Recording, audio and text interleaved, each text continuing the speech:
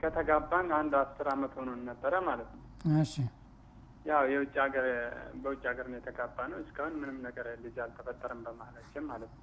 እሺ የምትለያዩበት በምንድን ምክንያት ነው? እንግዲህ ጋብቻ እንደሚታወቀው አብሮ ለመኖር ለማግኘት ለመውለድ ነው።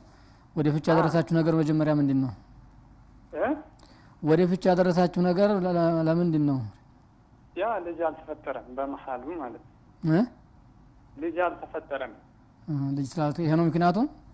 አዎ ይሄ ብቻ ነው፣ ሌላ ነገር አይደለም።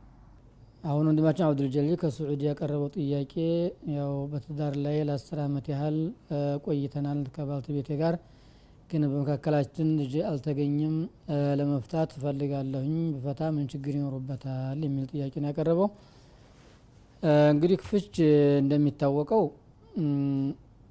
አስፈላጊ የሚሆነው ችግርን ለማስወገድ ነው። የማይቻል የማይቋቋሙት የሆነ ችግር ከሴቱም በኩል ሆነ ከወንድ ሲያጋጥም ይሄንን እንግዲህ ያው አላህ ሐል ለማድረግ ለሐል المشكلة ችግርን ለማስወገድ ጦላቅን አላህ አስቀምጧል። በቁርአን በሐዲስ የተነገረ ነው፣ በኪታብ ያለ ነው።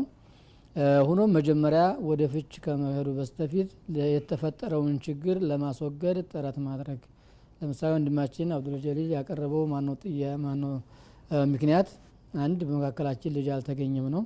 ምናልባት ልጁ እንግዲህ ያልተገኘበት ምክንያት ምን እንደሆነ ካንተም ይሁን ከሷ ጥረት መደረግ አስፈላጊ ነው። ሌሎች ችግሮች ማነው ካሉ እነዛን ችግሮች ማነው ለማስወገድ ጥረት ማድረግ መጀመሪያ መቀደም አለበት።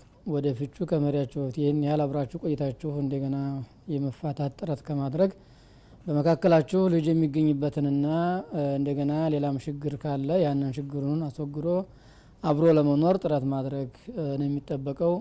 ሆኖ ችግሩ ግን ሐል የማያገኝ ከሆነ በመካከላችሁ ያለው ችግር አንተም የሷን ሐቅ ማትጠብቅ እሷም ያንተን ሐቅ ያለ መጠበቅ ችግር የሚፈጠር ከሆነ እንግዲህ አላህን በመወንጀል እሷንም አንተንም ወንጀለኛ እሷም ወንጀለኛ እንዳትሆን ከዛ ደረጃ ከደረሰ በመፍታትህ የሚመጣው ማነው ችግር የለም። እንዲያውም አስፈላጊ የሚሆንበትም አጋጣሚ ያለ። እንግዲህ ፍች መፈታታቸው የተመረጠ ነው የሚሆነው፣ ግን የመጀመሪያ ጥረት መደረግ አለበት ነው የምንለው።